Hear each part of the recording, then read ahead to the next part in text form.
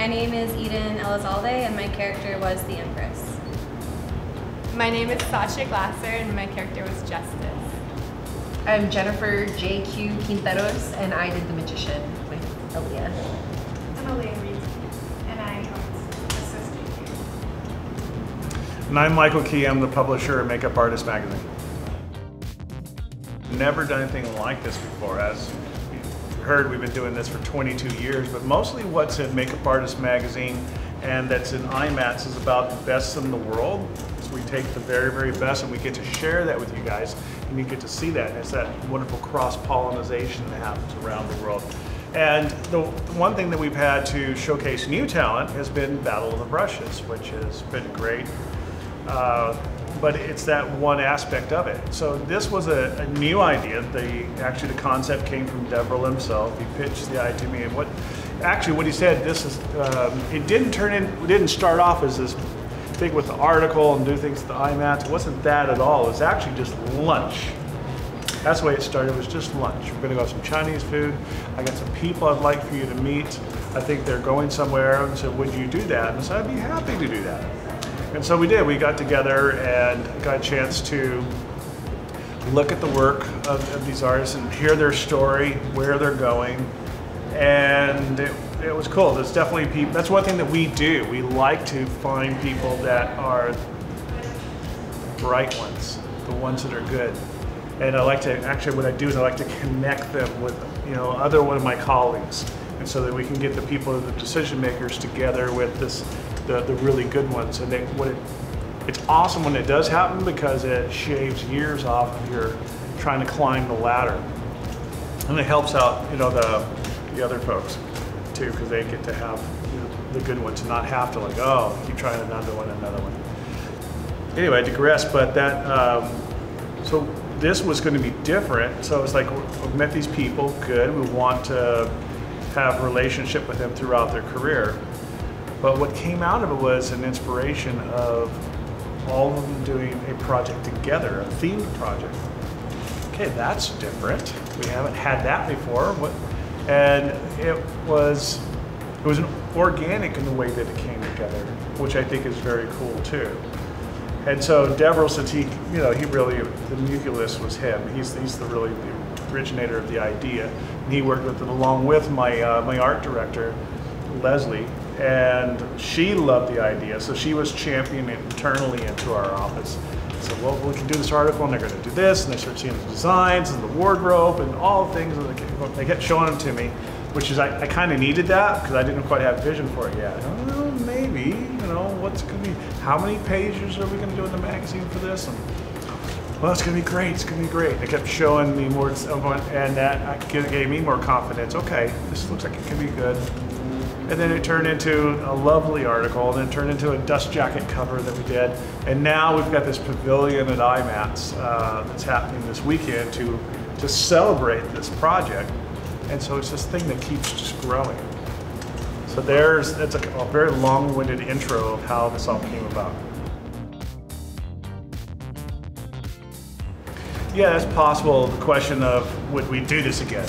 Maybe. I mean, it's new, so we're seeing how it all works. This worked, pretty well, but the stars and the planets all came into alignment. Todd Tucker provided his studio in which to shoot it, and it just so happens the artists were really collaborative and worked well together. That the other ones may not get along. I might be catty. I don't work with her. I don't work with him. So it just worked really well. Would we try to, take a crowbar and try to make all that happen again? I don't think we want to do it for the sake of doing it. I think we would do it if it made sense again. If it's the right group of people, if the concept is really right, and if it made sense if all those things came together. It's kind of like a movie. You get a really good movie the first time around, going, that was awesome. Let's do it again. Well, maybe. We could, if it doesn't always work to try to do that, to get lightning to strike twice. So there's my real world answer that if it was good, we would do it again. Oh no, that's not me, that's Deverell. Deverell does this one. I can't take credit for that piece of it. It was him. He's an awesome part of our extended KPG family, and that's the reason, if you guys haven't seen the latest issue of Makeup Artist Magazine, you really should, because we did a big article to celebrate Deverell's 20 years with us. 20 years, which is crazy. So he's a lot more, yes, let's do that.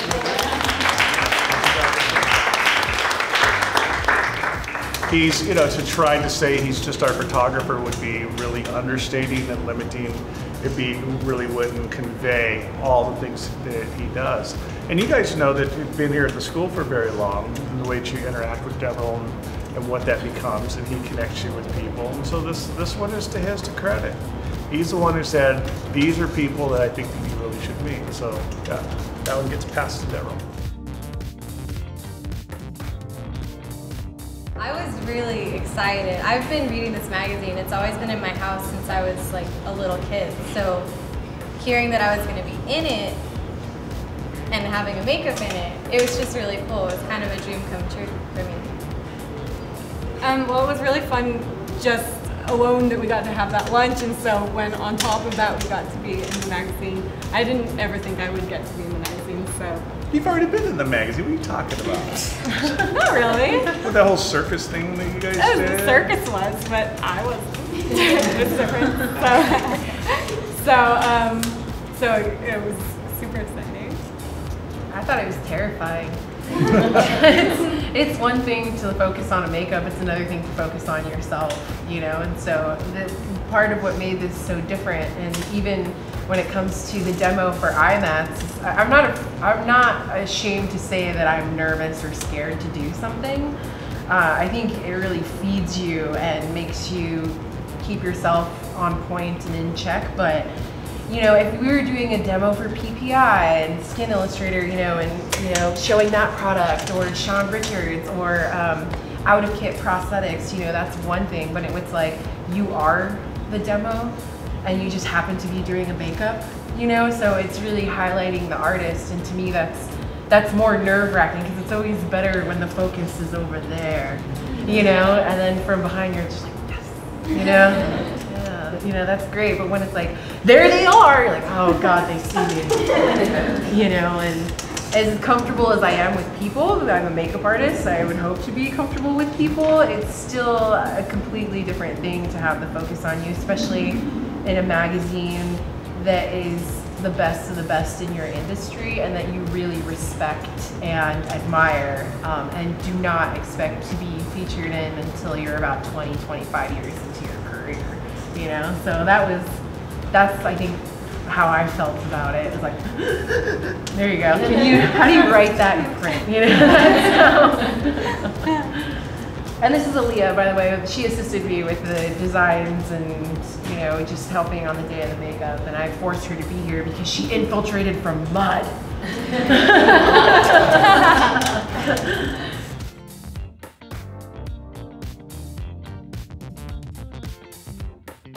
I think the hardest thing about it for me was the pressure that I felt going into it.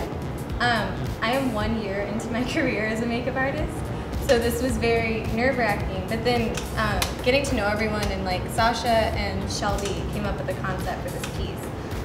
So once they had a concept, we all got really excited because it was really cool.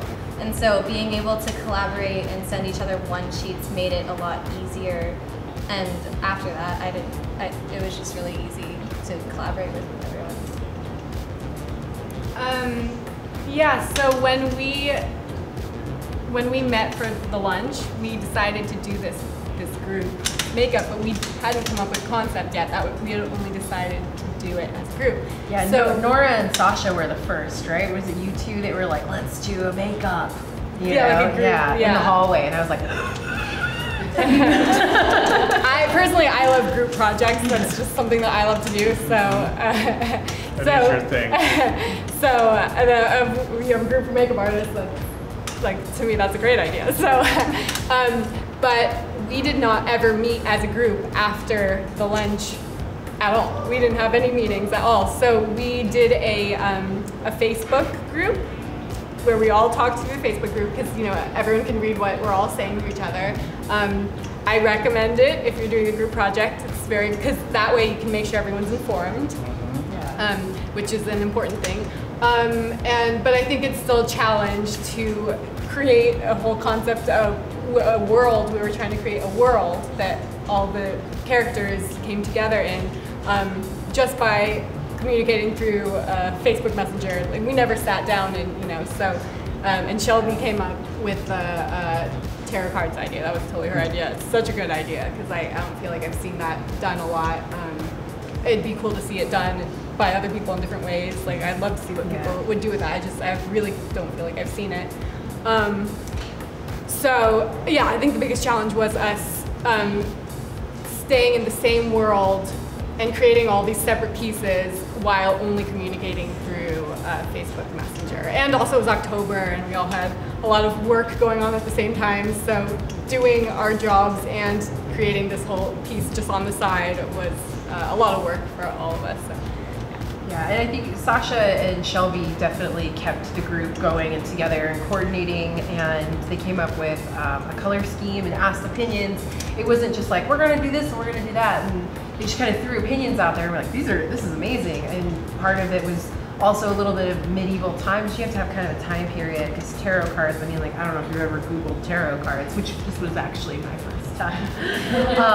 And they have all these different concept designs, but they had picked these colors and a medieval twist to it, which is why the characters look the way they do, and have the headpieces that they have, which is really, beautifully done. And we had Pinterest boards where we would show like one sheets or tear sheets and share the Pinterest ideas and coordinate what hair colors, and it was very collaborative and very respectful the whole time. And we were all just like, I mean, what would Michael want to see? I know Deborah's gonna go, oh man, it's gotta look good, guys, So it was just kind of feeding off of each other and what might work for what reason and what might not, really, which was cool to get all these different styles and opinions personally.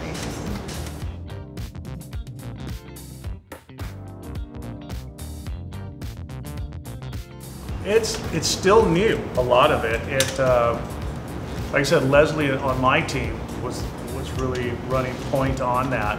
And so I'd be seeing as things are going on, because that's part of my role, is that we're running all these IMATS shows and magazines, and we're doing screenings that you guys see. There's these other pro card events that we do. So a lot of them are there, and so that I can only how much I can put time to each one. But luckily I have this amazing team that they are awesome. They're like special forces. They're really good. They think that everybody looks at what we do and they think there's an army of us.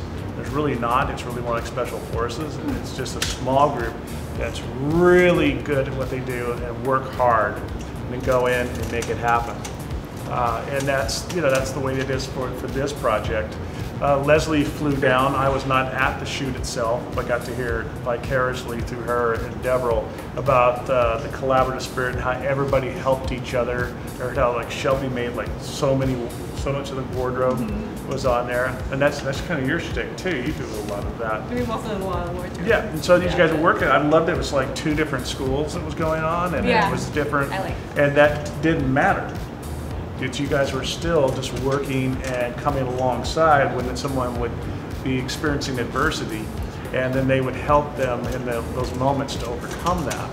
So that was really great. So I get to sit back and look at the pictures and go, okay, I like that one, I don't like this one, I want this one, I like that one. I end up doing that bit. And it's,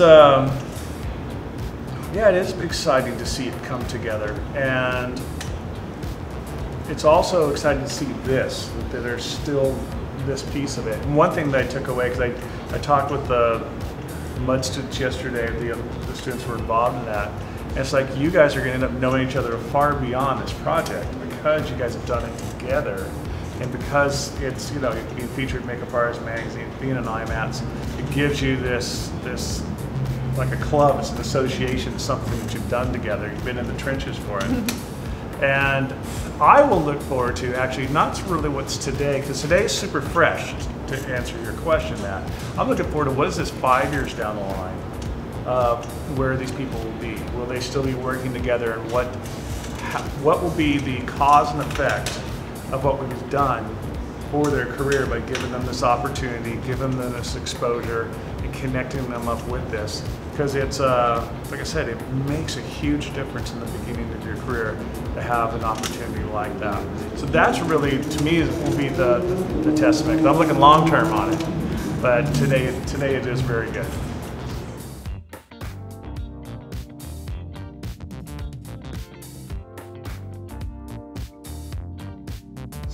The relationships that I've made along the entire way.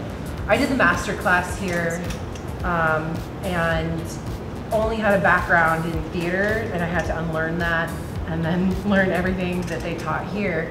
But it was my instructors who were the first ones that hired me on set, and they were invaluable. I mean, there's literally, I could name 5 people, including Leonard Engelman, who are responsible for my career, straight up, you know. And I got lucky because I was told by the school, I will not name him since he's still here, Lee Joyner, but I was told by the school that, like, I'm good, but I'm not great, but I'm highly groomable. And ooh, that's a great critique, actually. it was an excellent critique, Nicely and something done. that I went like,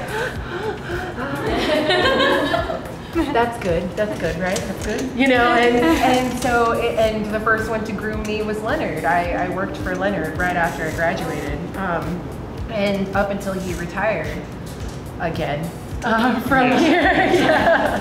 And after that, you know, it really was just like one of my instructors gave me my first 6 features, indie features, whether he had me on as a makeup artist or just key, which was priceless because he did everything from beauty to special effects on these because they're indie films, but they always had super intricate things like a Stalin and a Hitler werewolf, and you know, like, and you know, just these crazy things. I don't know if you guys have ever heard of Smiley, you know, that was Steve Costanza, and he got mad at me for being on a short film while he was starting it because he wanted to have me on for beauty and effects because a lot of people didn't do both, you know, who could do it for the pay, I should say. So it was definitely the relationships, and then the students, you know, like I didn't go to school with either of these amazing ladies. I'm actually really happy I met them because you don't get to meet different classes, but I started getting hired by other makeup artists. It wasn't by producers or directors or actors or friends. I didn't have friends when I moved here. So it was the students that actually started being like, I got this commercial and I'm terrified and I need somebody else and it pays $100 for the day. And I'm like, oh, I'm in there, you know? So, you know, just moments like that you're given, and you know, I never said no to anything. I did a movie for free with another instructor, you know. Anything as far as like school goes, that is like a stepping stone, and it's almost like going to Harvard or these other, of course these universities, you're supposed to be the best at whatever you're the best at, but you're paying for the networking. Like you're paying to meet these people. I met Michael Keyless, I hadn't even been here a year. You know, who does that? You know, who meets Patrick DeMarchelier or Anna Wintour? He's the Anna Wintour of Makeup Artist Magazine from Vogue. Their first year being a photographer, their first year trying to go into publishing. Like, nobody does, you know? So it was the school that connected, and it gave me knowledge. Who's Michael? What did he do? Why does he do it? And then who are the people that he pays attention to? So that was kind of, you know, that's what built my career, was meeting people, just meeting people. They do say it's like, it's about who you know. I think people think that's nepotism, like my dad knows somebody, no, it's about going out there and just kind of pushing yourself into situations and saying hello to people, and not for too long, and don't be a fan. You know, like be a fan, you know, and then have each other's backs as you're growing artists, because you know, paying it forward to each other first is where it starts, and you'll see how generous people are when you guys take care of each other, honestly. Can you say the question again? Yeah. I'm sorry. That was good. What have you learned from this experience, and what are some things that you've taken from your time at CMS that paved your way to get this opportunity? What have we learned from this experience? A lot about group teamwork. I think that you can always continue to learn that. And I definitely learned that I would love to keep doing things just like this. So I think it's a great idea for us to do more things like this.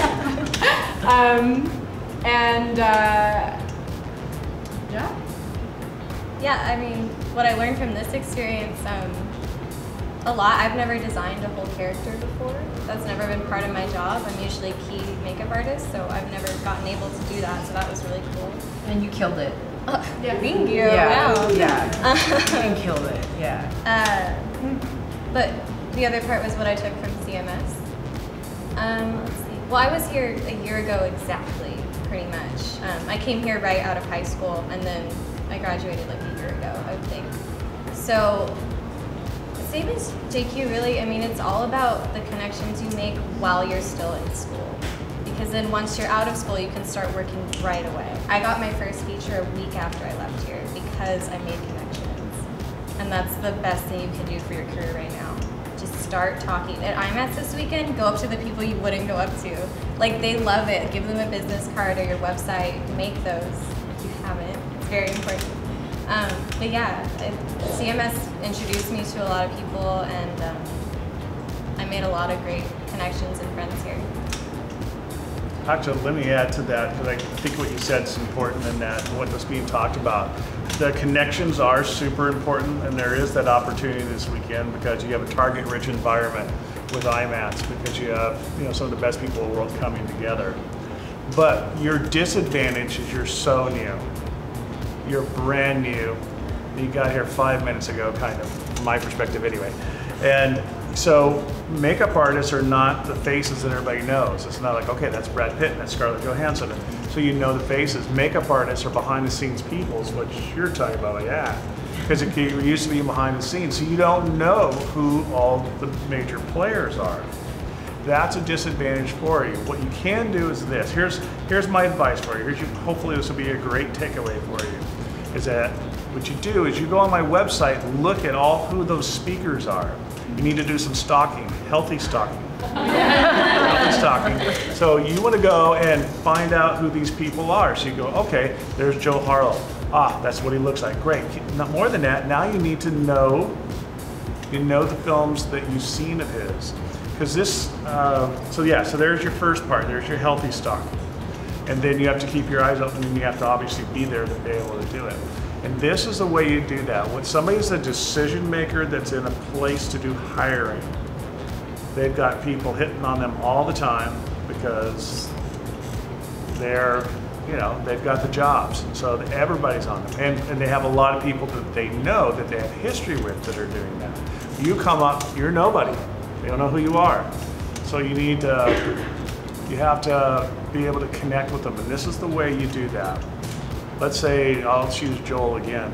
It's on that. You come and say, Mr. Harlow or Joel, whatever your culture is, what makes it fine for you to do that. Say, I really enjoy your work. By the way, your makeup on the first Star Trek film with those with the Romulans. I love the paint job on that, and the way this is the way that blended. Be specific. So there's one thing, somebody can kind of kiss ass. There's a lot of that happens. Oh, I really love your work. Okay, fine. They get that. Well, it's about when you're specific, and then you can ask questions. Then what you're doing is you're connecting artist to artist. Now that's a different kind of conversation in that. And then one, they do feel affirmed by what you said, that you're not doing that, because you're being about those. You get a chance to learn something because you asked that question. And then there's something that happens. There's the unspoken thing. They're looking at you and they're thinking, are you a decent human being? Or are you a knucklehead? Or there's like, this person seems savvy. Cool. If he thinks that he might end up needing somebody like that, then through this conversation, he's doing that. It's kind of like you're in a bar, you're talking to somebody, and then you're kind of having that conversation, go, is this somebody I want to have a drink with? Do I want to take it further? It's the same kind of thing that's going on. There's the unspoken that's happening between that artist. And I've seen it happen a number of times, especially if you got your ducks in a row. They might ask you for a card. Now, what Eden said, who was it? You said you have cards? Yeah. Have cards, yes. A lot of you guys don't have cards, which is really weird. I think it's a generational thing. You want to have cards. What you don't do is go shoving cards at the faces and the noses of all these people. Because you know what happens? It happens to me. Like at the end of the day, I got a pocket full of these damn things. And I look through, I don't know who that one was, I don't know who that one was, I don't know who that one was. Oh yeah, that person, okay, I'm keeping that. Most of them are getting thrown in the trash. Especially the ones that are definitely keeping are the ones that I asked for. Let them ask you for that card. Have that card ready. But once you create that connection, because if you just give them the card, it's like, yeah, it's gonna be gone. But if there's that connection, they'll ask you for the card. And if you do, you need to be ready for it. Those are just some basics. I know they seem so simple, but those are what I'm calling like first steps, or next steps actually, for you guys that are in school. That's what you're needing to do, is to be able to figure that out. Stock, healthy stocking again, and then that you do connect with people on a way, be able to talk with them specifically about work they've done. I know there's a lot of people that has a lot of homework for you. And then be ready with the card, but don't just go handing them out. That'll be awesome. And of course, all of you guys have an opportunity to show your work on your phone these days, which is great. So so if they want to see something of yours, don't offer to show it to them. Let them ask you. Because when you do that, because they're thinking too, because if you're too much of an eager beaver and you're all over the place, they're going to figure you're going to be that way in the trailer too. And that's not what they need. They want people that are savvy with the situation, are going to read the room and be appropriate.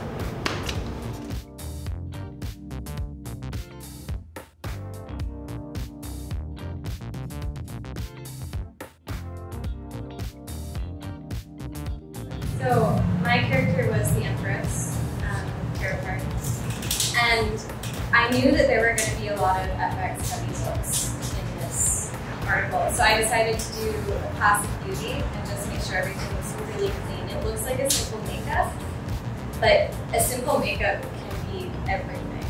So I took my time, I did everything really slow, made sure it all looked perfect, and when it did, we shot it.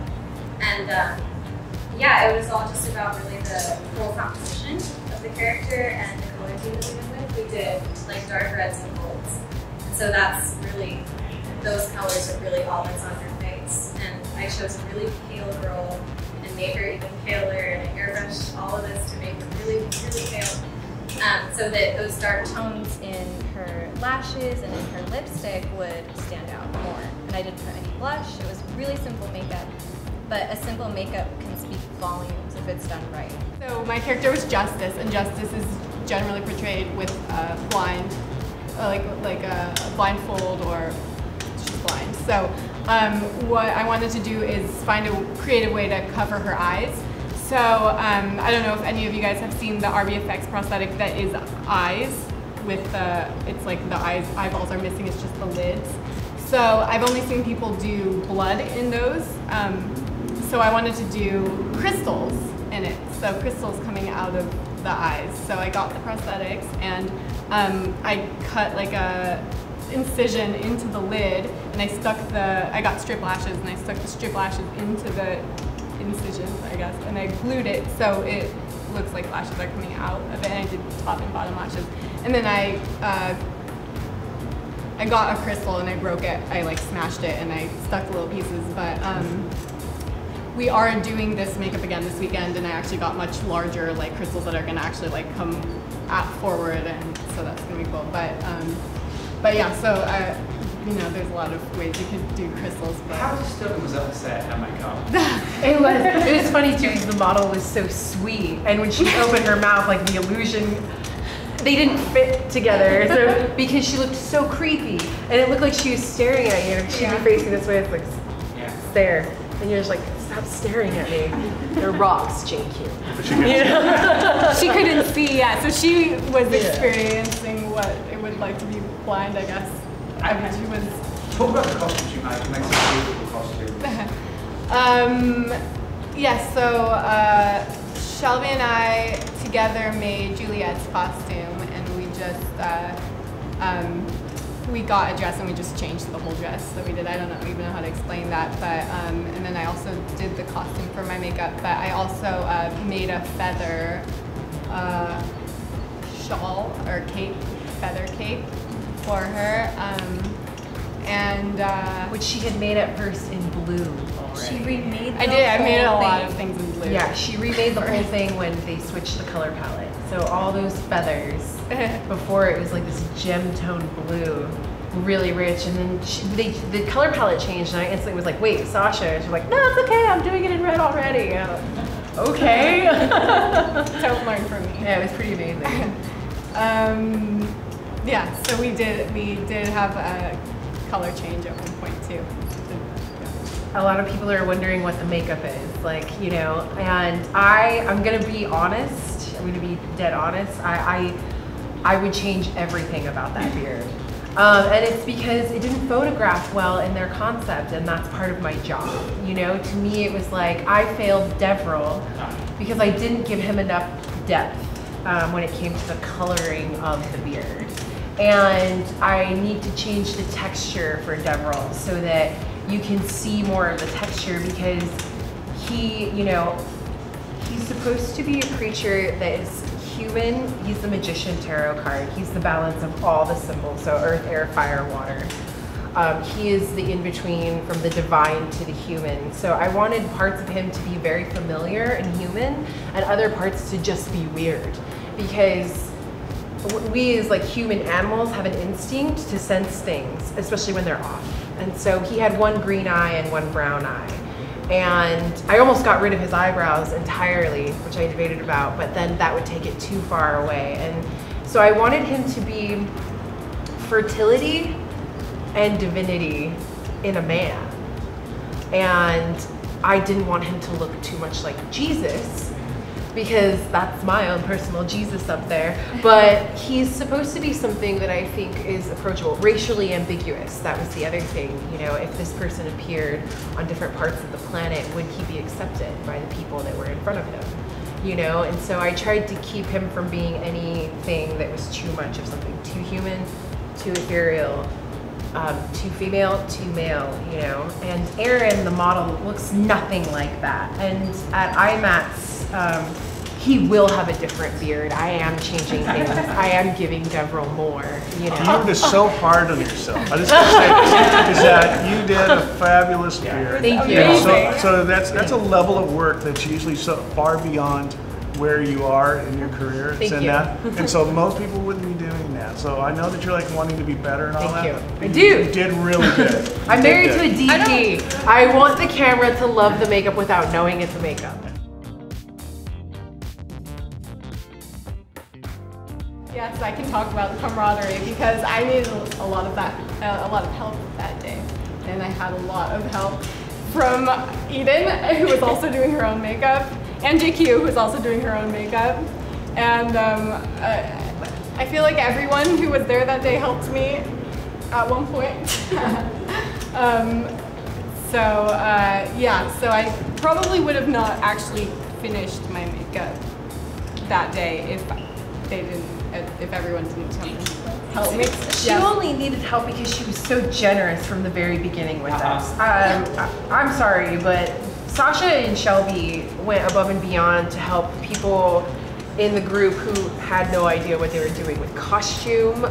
They really kept us together in a core group and kept us communicating with each other, and that was so appreciated. You know, you take care of your team. So if you're the department head, you definitely take care of your team. But if you're like the bottom of the totem pole, you take care of your team. It doesn't matter, you know. And Sasha took care of her team, and Shelby took care of her team, and we were being taken care of. And on the day when push came to shove and things needed to be helped with execution because of time, you do it. You help each other, and it's not hard to, because everybody was so good to each other the entire time, and really supported each other and said, yeah, I like that, and I don't like this, and I'll make your cape, JQ, and you know, like, of course Sasha's like, I'll do everybody's dress, and she did, you know.